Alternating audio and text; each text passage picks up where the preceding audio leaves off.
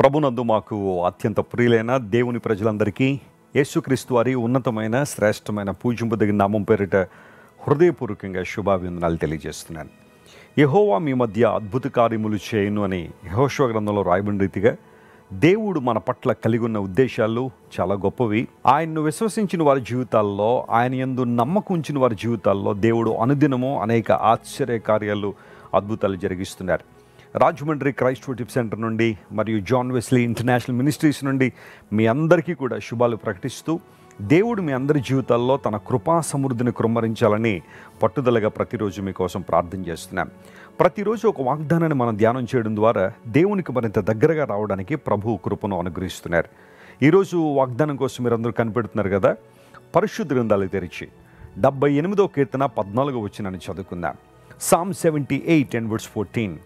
పగటివేళ మేఘములో నుండి, రాత్రి అంతయు అగ్ని ప్రకాశములో నుండి ఆయన వారికి త్రోవ చూపెను. ఆసాపు అనే దావీదునుడు రాస్తున్న కీర్తన ఇది, 78వ కీర్తన. ఇశ్రాయేలీయుల జీవితాన్ని, దేవుడు వారి జీవితాల్లో చేసిన మేళ్లను, ఉపకారాలను ఒక్కొక్కటిగా చాలా స్పష్టంగా వివరించుకుంటూ వచ్చాడు. ఆసాపు తనకు ముందు జరిగిన చరిత్రను చక్కగా ఎరిగినవాడు. తన ప్రజల జీవితంలో దేవుడు ఎలాంటి అద్భుతాలు చేశాడో తెలుసుకున్నప్పుడు దేవుణ్ణి మరింత గొప్పగా ఆరాధించినవాడు. ఇశ్రాయేలీయులు ఐగుప్తు దేశంలో బానిసలుగా ఉన్నారు. అయితే దేవుడు వారి మొరను విని, వారి నిట్టూర్పులను గ్రహించి మోషేను పంపించి దేవుడు వారిని విడుదల చేశాడు. ఐగుప్తు నుండి బయటకు వచ్చిన వారు సుమారుగా 6 లక్షల మంది కాల్బలము. స్త్రీలు పిల్లలు కలిపితే ఆ సంఖ్య ఇంకా ఎక్కువ ఉంటుంది. వారందరూ కూడా ప్రయాణం చేస్తున్నప్పుడు ఒకసారి మీరు ఊహించండి, ఒక 20 లక్షల మంది ప్రజలు ప్రయాణం చేస్తూ ఉంటే వారికి ఎన్ని అవసరాలు తీర్చబడాలి, ఎన్ని రకాల పరిస్థితుల్లో వారికి సహాయం అందాలి. ఒక ప్రాంతంలో స్థిర నివాసం ఏర్పాటు చేసుకున్న లక్షలాది మందికే ఉదయం నుండి రాత్రి పడుకునేంత వరకు కూడా ఎన్నో అవసరాలు తీర్చబడాలని చాలామంది ప్రయత్నాలు చేస్తేనే కానీ వారి తమ జీవితాన్ని కొనసాగించలేకపోతున్నారు. కానీ వీరు ఒక ప్రాంతం నుండి మరొక ప్రాంతానికి సంచరిస్తూ ఉన్న వారు సంచారకులు. అలాంటి పరిస్థితుల్లో వీరికి అవసరాలు ఎవరు తీరుస్తారనగా దేవుడే ఆ బాధ్యతను తీసుకుని తన ప్రజలు నడిపించడం ప్రారంభించాడు.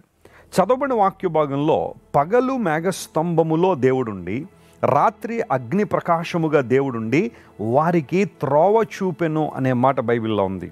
మన దేవుడు త్రోవ చూపువాడు, మనల్ని నడిపించువాడు. ఈ ఉదయకాల సమయంలో బహుశా నీవు కూడా ఏ త్రోవలో వెళ్ళాలి అన్న సందేహంలో ఉన్నావేమో, సంశయంలో ఉన్నాయేమో. దేవుడు సరైన త్రోవలో నిన్ను నడిపించడానికి ఆయన ఇష్టపడుతున్నాడు. ఈరోజు దేవుడు నీకు ఇస్తున్న వాగ్దానం ఇదే. సహోదరుడు వినో, ప్రభు నీతోనే మాట్లాడుతున్నాడు.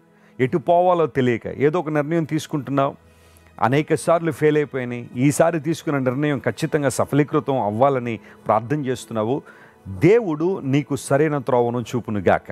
ఆమేన్. ఆయన వైపు నువ్వు తిరిగినప్పుడు, విశ్వాసంతో ఆయన వేడుకున్నప్పుడు, ప్రభువా నా స్వబుద్ధిని నేను ఆధారం చేసుకోవట్లేదు, నా జ్ఞానం మీద, నా తెలివి మీద నేను ఆధారపడడం లేదు, నీ మీద నేను ఆధారపడుతున్నానని నువ్వు దేవుని వైపు తిరగగలిగితే ప్రభు నిన్ను నడిపించడానికి ఆయన ఇష్టపడుతున్నాడు. ఒక ఉన్నతమైన మార్గంలో నడిపించగలడు ఆయన. కనాను దేశంలోనికి తన ప్రజలు నడిపించడానికి దేవునికి ఉన్న ప్రణాళికలు చాలా గొప్పవి. పగలు మేఘస్తంభంగా దేవుడు ఉన్నాడట.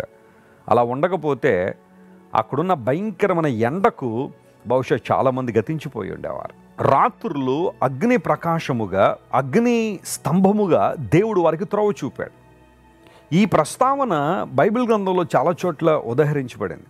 నిర్గమకాండము 13:21 మనం చదివితే అగ్నిస్తంభములోను మేఘస్తంభములోను దేవుడు ఉండి వారికి ముందుగా నడిచిననే మాట అక్కడ మనం చూస్తాం. నెహెమ్యా గ్రంథం 9వ అధ్యాయం 12వ వచనంలో కూడా మరలా ఇదే మాట అక్కడ మనకు కనబడతాం. దేవుడు చేసిన మేలును అనేక తరాల పాటు అనేక మంది జ్ఞాపకం చేసుకున్నారు. ప్రతి దేవుని బిడ్డ, ఒకవేళ ఈరోజు నీవు ఒక ఆలోచన కోసం కనిపెడుతున్నావా? సరైన మార్గంలో వెళ్ళాలనే నిర్ణయం నీకుందా? బహుశా ఇప్పటిదాకా నీ జీవితంలో చాలా తప్పుడు నిర్ణయాలు తీసుకుని ఎన్నో విషయాల్లో నష్టపోయావా? నీ వ్యాపార విషయంలో బహుశా నువ్వు నష్టాలు చూస్తున్నావా? కుటుంబ జీవితంలో ఒక డిజాస్టర్ నువ్వు కలిగి ఉన్నావా? అనేక పరిస్థితుల్లో ఎంతమంది చెబుతున్నా, దేవుని సేవకులు హెచ్చరిస్తున్నా కాదని నీ సొంత నిర్ణయాలు తీసుకుని ఇప్పటిదాకా ఇబ్బందులు పాలయ్యావా? దేవుడు నీతోనే మాట్లాడుతున్నాడు. నీ జీవితాన్ని ఆయనకు సమర్పించగలిగితే దేవుడు నీకు త్రోవ చూపగలిగినవాడు. యెషయా గ్రంథంలో చక్కని మాట ఉంటుంది, మనం కుడికైనా ఎడమకైనా తొలుగుతుంటే ఇదే త్రోవ, దీనిలో నడువు మన శబ్దం మనకు వినబడుతుందని. That is the prompting of the spirit of God. మనలో నివసిస్తున్న పరిశుద్ధాత్మ దేవుడు మనల్ని గైడ్ చేస్తూ ఉంటారు. నీవు దేవుని మాటకు లోబడగలిగితే, ఆయన స్వరానికి లోబడగలిగితే, నీలో ఉన్న పరిశుద్ధాత్మ దేవుడు అనుక్షణము కూడా నిన్ను నడిపిస్తారు.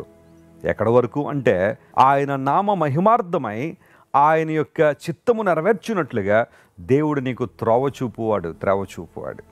యేసు ప్రభువారు ఆయన మరణాన్ని జయించి తిరిగి లేచిన తర్వాత జరిగిన సంఘటనలో ఒక సంఘటన, ఎమ్మాయి మార్గానికి లేదా ఆ గ్రామానికి 2 శిష్యులు వెళ్ళిపోతున్నారు. వారు దుఃఖముఖులై ఉన్నారు, విచారంతో ఉన్నారు, సందేహాలు ఉన్నాయి, వారి జీవితాలు ఎన్నో ప్రశ్నలు కూడా ఉన్నాయి. అయితే లూకాసు సువార్తను మనం జాగ్రత్తగా చదివితే యేసుక్రీస్తు ప్రభువు వారితో కూడా నడిచి సరైన త్రోవలోనికి వారిని తీసుకొచ్చారు. ఎమ్మాయి నుండి మరల యేసు ప్రభు వారిని యెరూషలేము వైపుగా తీసుకొచ్చి సంఘముతో తన బిడ్డలతో కలిసి ఉండునట్లుగా దేవుడు వారికి సహాయపడ్డారు. ఒకవేళ ఈరోజు నీవు తప్పు మార్గంలోకి వెళ్ళిపోతున్నావా, అసత్య మార్గంలో ప్రయాణం చేస్తున్నావా, తప్పుడు సిద్ధాంతాల్లోకి వెళ్ళిపోయావా, దేవుని వాక్యాన్ని మరిచి లేఖన సత్యాలను విడిచి ఎవరో లోక సంబంధ బోధలు చేస్తున్నారని చెప్పి ఆ బోధల వైపు నువ్వు ఆకర్షించబడి దేవుణ్ణి మరిచి ఇష్టానుసారం జీవిస్తున్నావా? ఈరోజు నిన్ను నడిపించడానికి దేవుడు సామర్థ్యం కలిగినవాడు. అరణ్యములో త్రోవ చూపిన దేవుడు, పగలు మేఘస్తంభంగా రాత్రి అగ్నిస్తంభంగా వారికి తోడై ఉండి నడిపించిన దేవుడు ఈరోజు నిన్ను నన్ను కూడా తన మహిమార్థమై నడిపించాలని ఇష్టపడుతున్నారు. ఈరోజు ఈ వాగ్దానాన్ని క్లెయిమ్ చేసుకుని ప్రభువును స్తుతిద్దాం. నీ జీవితాల్లో అద్భుతమైన కార్యాలు, గొప్ప కార్యాలు జరుగును గాక.